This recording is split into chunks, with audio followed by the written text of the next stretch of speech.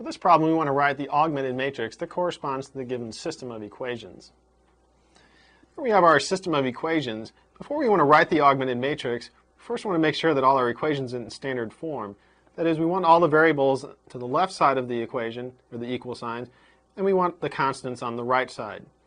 We also like to make sure that all our variables are lined up.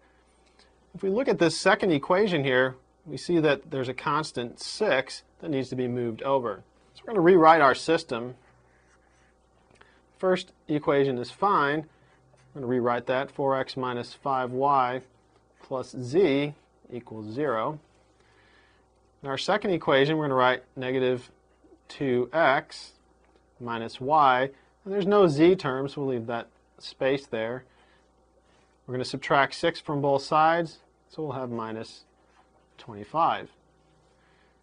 This third equation is okay. We're just going to rewrite that. X plus 5y minus 5z equals 10. Now we have each of the variables lined up. All the constants are on the right-hand side.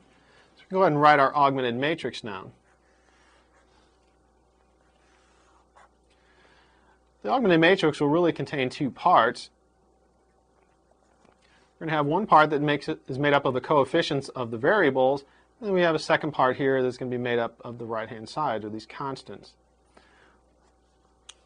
What I want to do is write all the coefficients for x in one column in our matrix. We're going to write all the coefficients for y in a second column. We're going to write all the coefficients for z in the third column.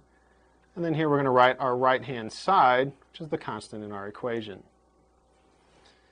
So here we get 4, negative 5, 1, there's this implied coefficient of 1, and the right-hand side is 0.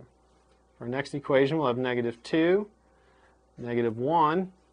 There's no z term, so we're going to use 0 as our coefficient. And the right-hand side is negative 25.